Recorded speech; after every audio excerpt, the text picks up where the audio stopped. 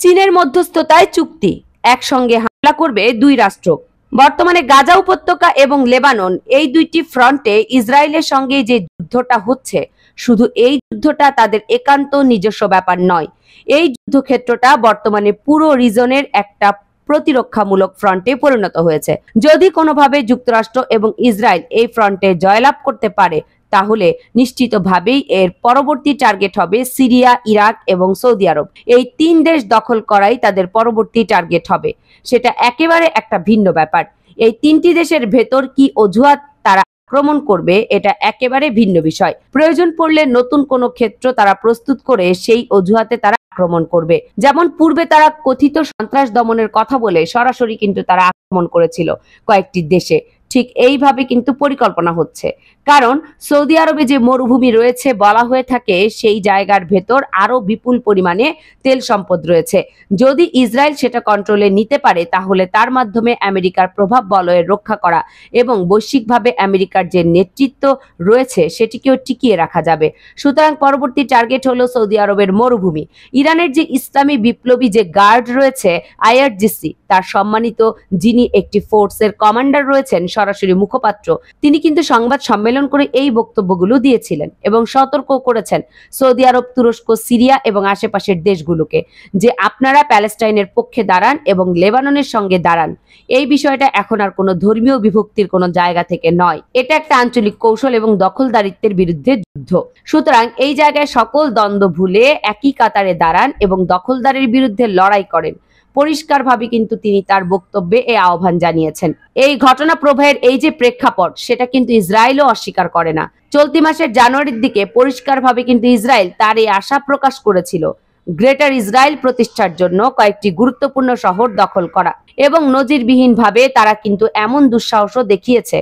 তারা কিন্তু তাদের স্টেটমেন্ট এমনটাও কিন্তু ইসরায়েলের যে সকল উগ্রপন্থী নেতা রয়েছেন তারা বলেছেন যে পবিত্র মক্কা শহর এবং মদিনা শহর নাকি তারা দখল করতে চায়। পরিষ্কারভাবে কিন্তু তারা এইভাবে কিন্তু তাদের কর্মপদ্ধতি সেটা প্রকাশ করেছেন। সিনাই উপত্যকা থেকে শুরু করে একেবারে ফুয়াদ নদী পর্যন্ত বিস্তীর্ণ এলাকা দখল করবে, প্রকাশ্যে এমনটা বলেছে। গত মাসের মাঝামাঝি সময়ের দিকে ইসরায়েলি আইডিএফ এর কিছু সামরিক সদস্যদের এই সৌদি আরবের মরুভূমিতে দেখা গেছে। জর্ডানের সঙ্গে যেটা সংযুক্ত, সেখানে কিন্তু দেখা গেছে এই বিষয়টা এখন শুধু আশঙ্কার নয়, সরাসরি হুমকিতে পরিণত হয়েছে।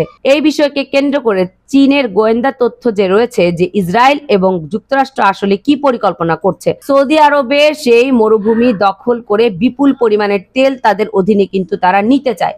সিরিয়ার বৃহত্তম তেল ক্ষেত্র থেকে যুক্তরাষ্ট্র যেভাবে তেল চুরি করে নিয়ে যাচ্ছে, ঠিক একই উপায়ে সৌদি আরবের মরুভূমিতে থাকা বিপুল পরিমাণে তেল তারা নিয়ে যেতে চায়। এই বিষয়কে কেন্দ্র করে চীনের কাছে সুনির্দিষ্ট গোয়েন্দা তথ্য রয়েছে, আর এই সুনির্দিষ্ট গোয়েন্দা তথ্যের উপর ভিত্তি করে চীন এইবার একটা নজিরবিহীন ভালো কাজ করেছে। ইরান এবং সৌদি আরব এই দুই পক্ষ একত্রে যাতে দখলদারের বিরুদ্ধে লড়াই করে, ইসরায়েলের বিরুদ্ধে লড়াই করে এবং যুক্তরাষ্ট্রের বিরুদ্ধে লড়াই করে, সেটা সুনিশ্চিত করার জন্য সৌদি আরবের ভেতর তার মধ্যস্থতায় ইরান এবং সৌদি আরবের একটা নজিরবিহীন বৈঠক করিয়েছে।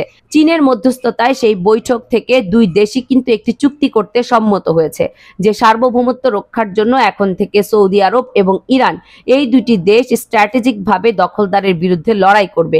সেটা যুক্তরাষ্ট্র হোক বা ইসরায়েল হোক দেখার বিষয় না, তাদের বিরুদ্ধে লড়াই করবে। গুরুত্বপূর্ণ বিষয়টিকে কেন্দ্র করে মধ্যপ্রাচ্যের অন্য কোনো সংবাদ মাধ্যম নয়, পশ্চিমা বিশ্বের কোনো সংবাদ মাধ্যম নয়, খোদ সৌদি আরবের যে সংবাদ মাধ্যম রয়েছে, জাতীয় সংবাদ মাধ্যম আরব নিউজ, এই ক্ষেত্রে কিন্তু এই সংবাদটাকে তার প্রধান সংবাদ হিসেবে শিরোনাম করেছে যে চীনের মধ্যস্থতায় সৌদি আরব এবং ইরানের মধ্যে বৈঠকে ঐতিহাসিক একটা এগ্রিমেন্ট হয়েছে। সৌদি আরবের পররাষ্ট্রমন্ত্রী, চীনের পররাষ্ট্র প্রতিমন্ত্রী এবং ইরানের পররাষ্ট্র প্রতিমন্ত্রী সেই এগ্রিমেন্ট স্বাক্ষর করার পর যে ফাইলটা রয়েছে সেটা উঁচু করে হাস্যোজ্জ্বল ভাবে তারা দেখাচ্ছেন, সেটা নিশ্চয়ই আপনারা দেখতে পাচ্ছেন। 19 নভেম্বর আনুষ্ঠানিকভাবে মাত্র একদিন পূর্বেই এই ডিলটা ফাইনাল হয়েছে এবং এই ডিলটা স্বাক্ষর হয়েছে। বর্তমানে আমরা একটা ক্রিটিক্যাল সময়ের মধ্য দিয়ে পার করছি। তৃতীয় বিশ্বযুদ্ধের একেবারে দ্বার প্রান্তে আমরা। এমত অবস্থায় নিজেরাই নিজেদের সঙ্গে যুদ্ধ করা একটা বোকামো কাজ হবে। নিজেদের ঐক্যবদ্ধ থাকতে হবে শত্রুকে মোকাবেলা করার জন্য, তাহলে কিন্তু আমাদের বিজয় সুনিশ্চিত।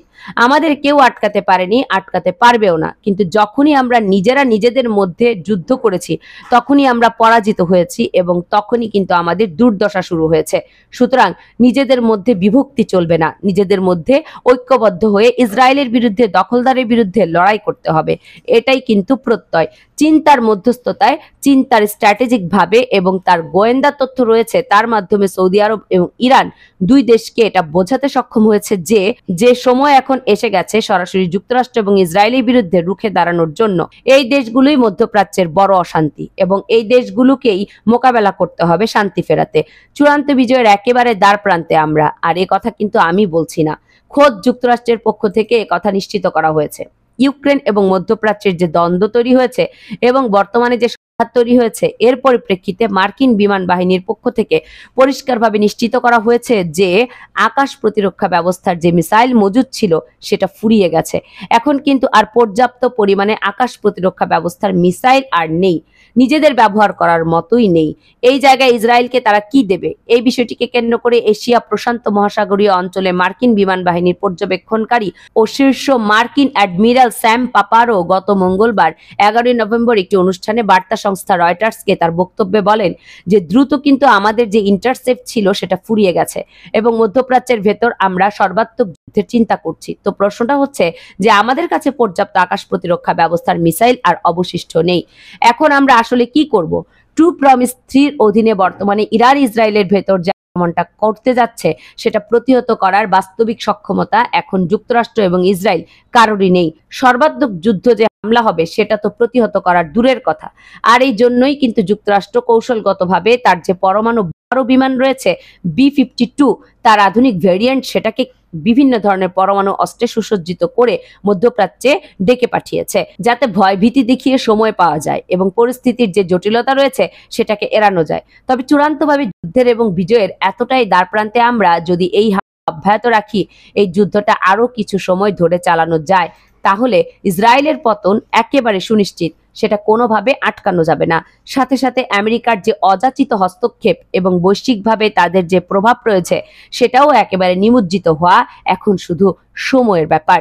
অত্যন্ত গুরুত্বপূর্ণ এই বিষয়টিকে কেন্দ্র করে ব্যক্তিগতভাবে আপনারা কি মনে করছেন সেটি কমেন্টস করে জানাবেন।